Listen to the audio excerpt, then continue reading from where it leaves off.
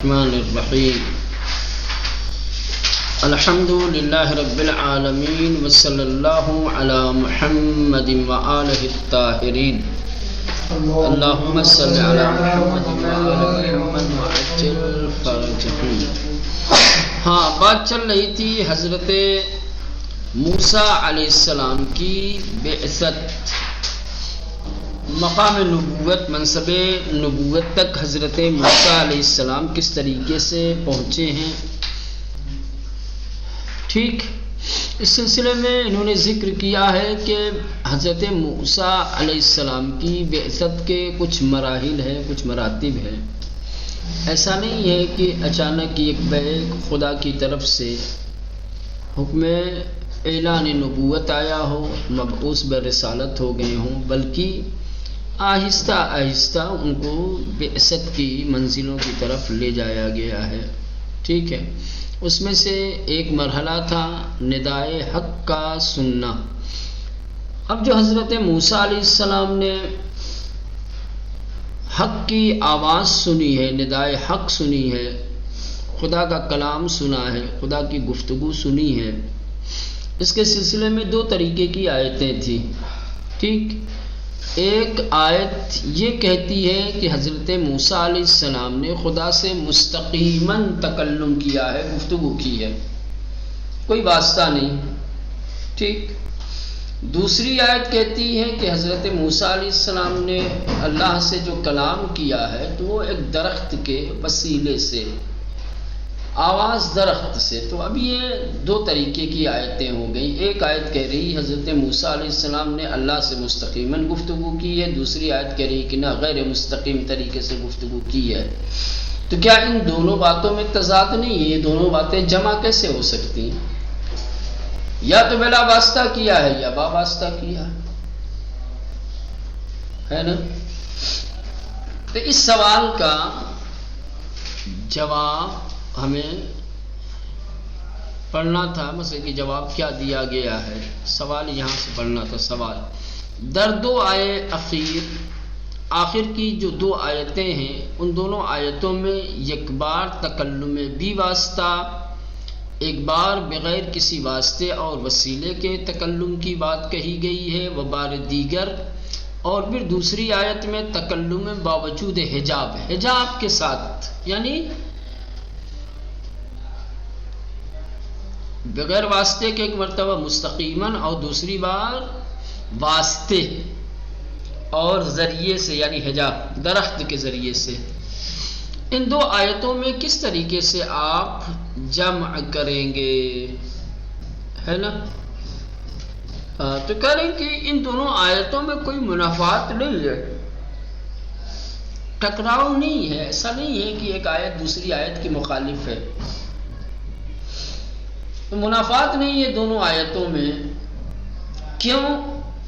اس لیے کہ وحی خدا کے دوسرے افعال کی طرح بغیر واسطہ نہیں ہے۔ قدرت کے جتنے بھی افعال ہیں وہ سارے با واسطہ انجام پاتے ہیں۔ تو وحی بھی کیا ہے؟ افعال خداوند ہے۔ ٹھیک، اگر کوئی مخاطب، اگر کوئی سامع کلام حق کو دریافت کرتا ہے، سنتا ہے، تو یقیناً وہ کوئی اس کلام کے حامل کی طرف، کسی واسطے کی طرف متوجہ ہوتا ہے۔ اگر حضرت موسیٰ نے اللہ کے کلام کو سنا ہے تو یقیناً اس کلام کا حامل کون تھا، واسطہ کون ہے اس کلام کا، اس واسطے اور اس حامل کی طرف بھی حضرت موسیٰ علیہ السلام متوجہ ہوئے۔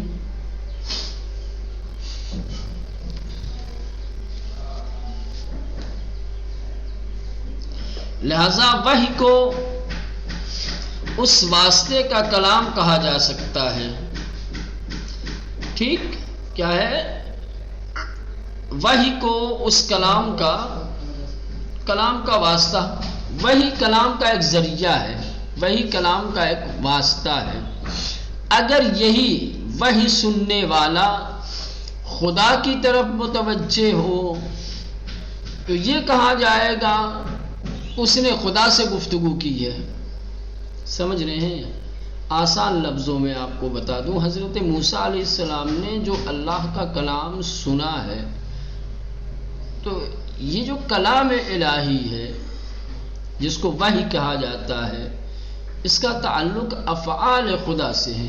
اس سے ہے افعال خدا سے، اور افعال خدا اکثر باواسطہ انجام پاتے ہیں. اس کا کوئی ایک ذریعہ ہوتا ہے، کوئی ایک وسیلہ ہوتا ہے. کلام الہی یا وحی الہی جس کا تعلق افعال خداوند سے ہے، یہ بھی بغیر واسطے کے نہیں ہے. اللہ جب اپنا کلام کسی مخاطب تک پہنچاتا ہے اور مخاطب جب اس کلام کو سنتا ہے، تو اب یہ جو مخاطب ہے اس کی توجہ دو طریقے سے اس کلام کی طرف ہوتی ہے.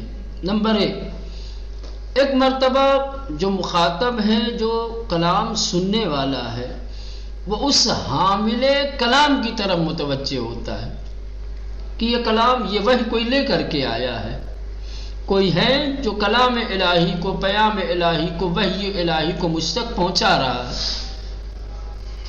تو جب مخاطب حامل کلام یا واسطہ کلام کی طرف متوجہ ہوگا تو نسبت کس کی طرف دی جائے گی؟ کہا جائے گا کہ کلام با واسطہ سنا ہے. کہا جائے گا غیر مستقیم طریقے سے.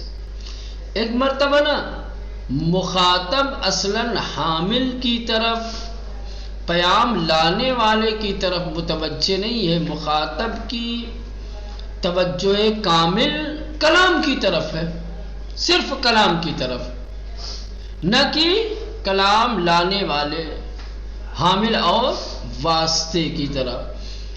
تو ایسی صورت میں کہ جب مخاطب کی توجہ صرف کلام کی طرف ہو، حامل کلام کی طرف نہ ہو، تو کیا کہا جائے گا؟ خدا سے بات کی، خدا کا کلام سنا، خدا سے بات چیت کی. تو یہ اصل جو سامع ہے، جو مخاطب ہے، ٹھیک ہے، وہ اپنی توجہ کس کی طرف مبذول کرتا ہے؟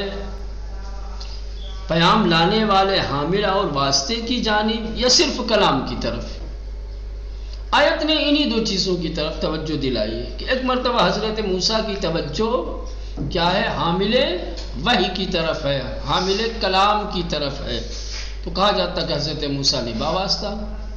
ایک مرتبہ حضرت موسیٰ کی توجہ صرف کلام کی طرف، نہ کہ حامل کلام کی طرف، تو کہا جاتا کہ حضرت موسیٰ علیہ السلام نے مستقیماً خدا سے بات کی. منافات تھوڑی ہے. سمجھ میں آئی مولانا؟ محمد علی صاحب سمجھ میں آئی؟ دیکھیں عبارت پڑھیں. دردو، اچھے یہ سوال ہو گیا. کہا کہ آخر میں جو دو آیتیں ہیں، ان دو آیتوں میں سے ایک آیت میں بغیر کسی واسطے کے خدا کے ساتھ گفتگو اور کلام کی بات کی گئی ہے، اور دوسری آیت میں واسطے کے ذریعے سے خدا کے ساتھ گفتگو کی بات کی گئی. ان دونوں آیتوں میں جمع کیسے کیا جائے گا؟ جواب دیتے ہیں کہ منافاتی میان ان دو آیینیس، یہ جو دو آیتیں ہیں جو حضرت موسیٰ کا خدا کے ساتھ گفتگو اور کلام کو بیان کر رہی، ایک آیت بلا واسطہ، ایک آیت با واسطہ، تو ان دونوں آیتوں میں کوئی منافات نہیں ہے، کوئی ٹکراؤ نہیں ہے، کوئی اختلاف نہیں ہے. زیرا وحی نیز مانند سائر افعال خدا، کیونکہ وحی الہی دوسرے تمام افعال خدا کی طرح بدون واسطے نیست، بغیر واسطے کے نہیں ہے. جیسے افعال الہی باباستہ ہوتے ہیں، اسی طرح سے وحی الہی بھی باباستہ ہوتی ہے. اگر مخاطبی کی کلام را دریافت می کند، اگر ایک مخاطب، ایک سامع، کلام کو دریافت کرنے والا، اگر مخاطب کہ جو کلام کو دریافت کر رہا ہے متوجہ واسطے حامل کلام خدا شود، اگر کلام خدا کے حامل اور واسطے کی طرف متوجہ ہو تو می تمان وحی را کلام آن واسطے دانیس، تو وحی کو اس واسطے کا کلام کہا جا سکتا ہے۔ اچھا درخت نے بات کی ہے، ٹھیک، چونکہ حامل پیام کون ہے، حامل وحی کون ہے، درخت ہے۔ اگر مخاطب کی توجہ دریافت وحی میں حامل وحی کی جانب ہوگی تو کہا جائے گا کہ وحی واسطے کے ذریعے سے ہوئی ہے۔ و اگر توجہ مخاطب بخدا باشد، اور اگر مخاطب کی پیام دریافت کرنے والے کی توجہ خدا کی جانب ہوگی نہ کہ حامل کی طرف اور واسطے کی طرف، تو می توان گفت، تو ایسی صورت میں کہا جائے گا کہ او با خدا یا خدا با او تکلم کر دے است، کو اس نے خدا کے ساتھ یا خدا نے اس کے ساتھ گفتگو کی ہے۔ البتہ انسان جامع ہم واسطہ را می بینند و ہم بدون واسطے حق را مشاہدے می کنند۔ کہنے البتہ یہ بھی ایک بہت بڑی حقیقت ہے کہ جو انسان کامل ہوتے ہیں، جو انسان جامع ہوتے ہیں، جن کے اندر تمام کمالات انسانی پائے جاتے ہیں، وہ واسطے کو بھی دیکھتے ہیں اور بغیر واسطے بھی حق کا مشاہدہ کرتے ہیں، ان کے لیے فرق نہیں پڑتا، سمجھ رہے ہیں؟ ان کے لیے یہ بڑی بات نہیں ہے، اگر واسطہ بھی کوئی ہے تو کیا فرق پڑتا ہے، ان کی توجہ کامل واسطے کی طرف نہیں ہوتی ہے، واسطے کو دیکھ لیتے ہیں کہ بھئی یہاں پیام لانے والا فلاں ہے، وَإِلَّا وہ تو حق کا مشاہدہ کرتے ہیں، کلام کس کا ہے، وحی کس کی ہے، کس نے یہ پیام دے کر کے بھیجا ہے، اس کا مشاہدہ کرتے ہیں اور اسے دیکھتے ہیں۔ البتہ انسان جامع، البتہ جو انسان جامع اور انسان کامل ہوتا ہے، ہم واسطہ را می بیند، وہ واسطوں کو بھی دیکھتا ہے، وہم بدون واسطے، اور بغیر کسی وسیلے اور واسطے کے حق را مشاہدے می کند، حق کو بھی دیکھتا ہے۔ یہ ایک مرحلہ تھا، اس خود ایک مرحلے میں کئی چیزیں تھیں۔ اب یہاں سے مرحلہ دوم، ٹھیک، مرحلہ دوم میں پہلا پیغام جو اللہ کی جانب سے حضرت موسیٰ کو دریافت ہوتا ہے، حضرت موسیٰ علیہ السلام جو پہلا اپنے رب کا پیام دریافت کرتے ہیں وہ ہے نخستین پیام ہائے الہی بے موسیٰ عبارت بود از وحی نبوت۔ کہہ رہے ہیں کہ حضرت موسیٰ علیہ السلام کو اللہ نے جو پہلا پیام دیا ہے وہ کیا ہے، وحی نبوت، یا وہی وحی رسالی، وحی نبوت، یعنی بیان خطوط کلی دین، یعنی دین کے کلی خطوط کو ایک لکیر کھینچ دی گئی، بتا دیا گیا کہ آپ کوئی عام انسان، عام بندے نہیں ہیں، آپ نبی ہیں، نبی یعنی دین کا ذمہ دار، تو دین کے لیے ایک لکیر کھینچ دی گئی حضرت موسیٰ کے سامنے، اس بات کی طرف توجہ دلا کر کے کہ آپ نبی ہیں۔ تو پہلی وحی، پہلا پیام اپنے رب کا حضرت موسیٰ نے جو دریافت کیا ہے وہ پیام کیا تھا، پیام نبوت یا وحی نبوت یا وحی رسالت۔ حضرت موسیٰ کو ان کے وظائف کی طرف توجہ دلایا گیا کہ آپ نبی ہیں، آپ کی ذمہ داریاں، آپ کے فرائض بہت سنگین ہیں، ٹھیک ہے، آپ کو یہ ذمہ داریاں ادا کرنی ہیں۔ نخستین پیام ہائے الہی، اللہ کے سب سے پہلے پیام میں بے موسیٰ، جو حضرت موسیٰ علیہ السلام کو پہنچایا گیا ہے، عبارت بود، وہ پیام کیا تھا، از وحی نبوت، وحی نبوت، وحی نبوت رب کا پہلا پیام تھا جو حضرت موسیٰ کو پہنچایا گیا، حضرت موسیٰ کو دریافت ہوا۔ بیان خطوط کلی دین، یہ بریکٹ میں رکھا ہے، بیان خطوط کلی دین، دین کے کلی خطوط کا بیان کر دیا گیا، یعنی اجمالاً بتا دیا گیا ہے نا کہ آپ نبی ہیں، وحی رسالت، وحی نبوت، وحی رسالت، یعنی بیان وظائف موسیٰ بعنوان رسول و پیامبر بود، یعنی حضرت موسیٰ علیہ السلام کے وظائف کو بیان کیا گیا اس عنوان سے کہ آپ رسول اور نبی ہیں، بتایا گیا، توجہ دلائی گئی حضرت موسیٰ کی کہ آپ نبی اور رسول ہیں۔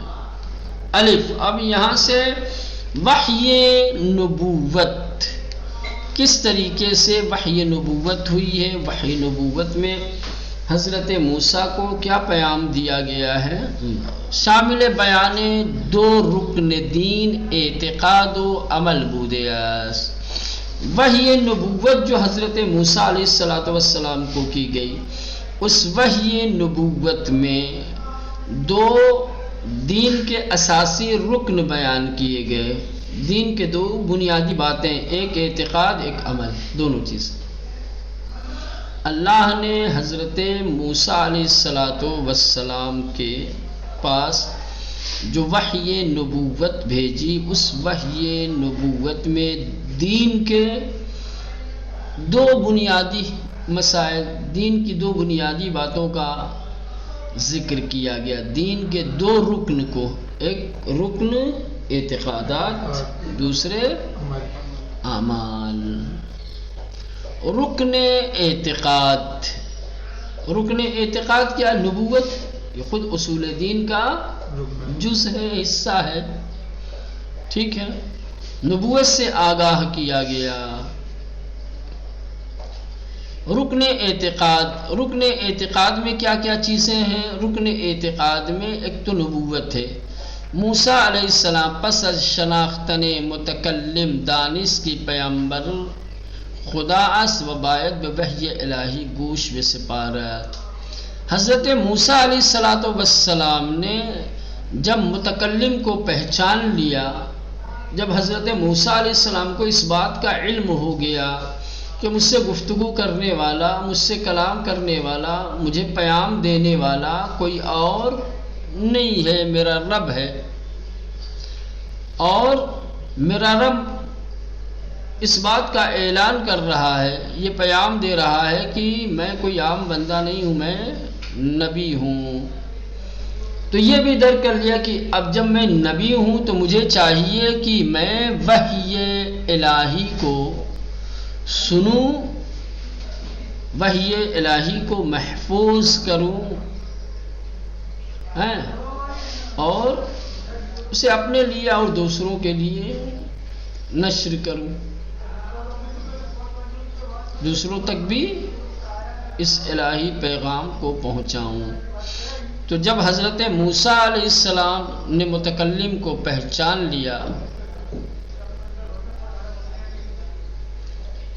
جب متکلم نے توجہ دلا دی حضرت موسیٰ کو کہ آپ پیغمبر خدا ہیں، آپ نبی ہیں، آپ رسول ہیں، تو حضرت موسیٰ علیہ السلام کے لیے یہ ضروری ہو گیا کہ وہ وحی الہی کو سنیں، اور یہ وحی تلقین کر رہی تھی دو چیزوں کی، توحید و معاد۔ کیا ہے؟ توحید و معاد۔ تو یہ ایک بات یہ ہو گئی کہ اللہ نے حضرت موسیٰ کو نبوت اور رسالت کی طرف توجہ دلائی۔ جب حضرت موسیٰ متوجہ ہو گئے کہ میں نبی اور رسول ہوں، تو وحی الہی کو کیا ہے؟ سننا اور اسے محفوظ کرنا ان کے لیے ضروری ہو گیا۔ اب وحی کے ذریعے سے حضرت موسیٰ علیہ السلام تک جو پیام پہنچائے گئے ہیں، وہ پیام کیا تھے؟ اعتقادات کے جو متعلق تھے، ان میں دو طریقے کے اعتقاد، ایک توحید، دوسرے معاد۔ نبوت تو تھی، نبوت تو ان کو بتایا گیا نا کہ آپ نبی ہیں، ٹھیک ہے، لیکن جو مسائل بیان کیے گئے وحی کے ذریعے سے، ٹھیک ہے، دین کے جو بنیادی باتیں بتائی گئی حضرت موسیٰ کو، وہ توحید اور معاد کی باتیں تھی. نبوت تو ہے، نبوت تو ہو گیا ہے نا. ہاں نبوت بھی آئے گا اس میں، لیکن نبوت کی بات چونکہ مکمل ہو گئی. اب جو اعلان نبوت کے بعد یا یوں کہا جائے کہ جب حضرت موسیٰ علیہ السلام کو علم ہو گیا کہ میں نبی ہوں، اس کے بعد اللہ نے جو وحی بھیجی ہے اور اس وحی میں جو پیام بھیجے ہیں، وہ پیام کیا ہے؟ دین کے اساسی مسائل میں سے دو مسئلے توحید اور معاد کے بارے میں تھے. لہذا موسیٰ علیہ السلام پس از شناختن متکلم، حضرت موسیٰ علیہ السلام نے متکلم کو پہچان لینے کے بعد دانست یہ جان گئے کہ پیغمبر خدا کہ میں اللہ کا نبی اور رسول ہوں. وہ باید اور میرے لیے ضروری ہے کہ بے وحی الہی گوش میں سپارت، مجھے چاہیے کہ میں وحی الہی کو دقت کے ساتھ توجہ کے ساتھ سنوں. وَأَنَا اخْتَرْتُكَ فَاسْتَمِعْ لِمَا يُوحَىٰ، ہم نے تمہیں منتخب کر لیا ہے، ہم نے تمہیں اختیار کر لیا ہے، چن لیا ہے. فَاسْتَمِعْ، پس سنو، لِمَا يُوحَىٰ، جو تمہاری جانب وحی ہو رہی ہے. ان وحی، اب یہ جو حضرت موسیٰ علیہ السلام کے پاس وحی کی گئی وہ تلقین توحید و معاد بود، توحید اور معاد کی تلقین اور سفارش تھی، تاکید تھی.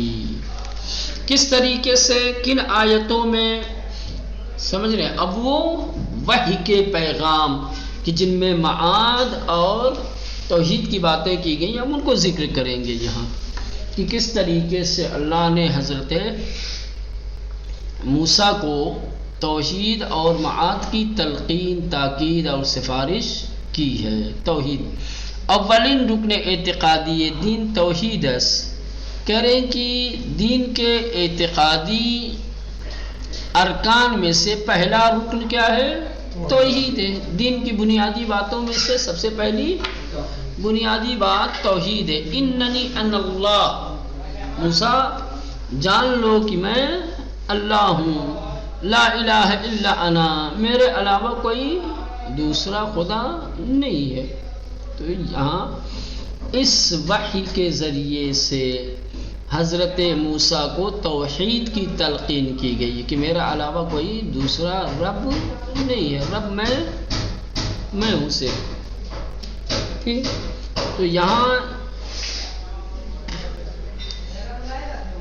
توحید کی بات کی گئی. اس کے بعد معاد، ان الساعۃ آتیۃ اکاد اخفیہا لتجزی کل نفس بما تسعی، یقیناً قیامت آئے گی. حضرت موسیٰ کو بتایا جا رہا ہے، تلقین کی جا رہی ہے، ان الساعۃ آتیۃ اکاد اخفیہا، کہ جو لوگوں پر پوشیدہ ہے، جس کا علم لوگوں کے پاس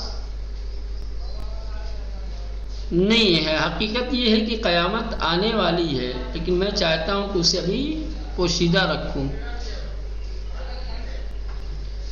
قیامت کیوں آئے گی؟ پھر اس کی وجہ بتا رہے ہیں. اس لیے آئے گی لتجزی کل نفس، تاکہ ہر انسان کو، ہر نفس کو جزا دی جائے بما تسعی، جس کے لیے اس نے کوشش کی ہے، جو کر کے آیا ہے دنیا میں، تاکہ اس کے عمل کی اسے جزا دی جا سکے. اس لیے قیامت آئے. تو دیکھیں یہ بھی ایک وحی الہی ہے. اس وحی الہی میں حضرت موسیٰ علیہ السلام کو کس کی طرف؟ قیامت کے جو دین کے بنیادی اصولوں میں سے ہے، اعتقادات کے ارکان میں سے ہے، حضرت موسیٰ کو معاد کی سفارش کی گئی، تاکید کی گئی کہ قیامت ایسا ہے. یہ مت سمجھنا کہ قیامت نہیں آئے گی، قیامت آ کے رہے گی. وہ تو ہم نے چھپا کے رکھا ہے، تمہیں اس کا علم مہیا نہ ہو. قیامت ہم برپا کریں گے، تم جان کے کیا کرو گے؟ تم تیاری رکھو. قیامت اس لیے آئے گی کہ تمہیں تمہارے اعمال کی جزا، اس کا صلہ، اس کا بدلہ دیا جائے گا، تو تم اچھا عمل کر کے اچھے صلے کی امید میں بیٹھو، کب آئے گی کب نہیں آئے گی اس سے تمہارا کیا لینا دینا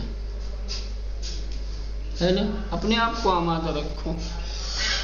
تو یہ ہو گیا۔ اس کے بعد الف عبادت لازم عبودیت، اس کے بعد رکن عمل کے بارے میں، یہ تو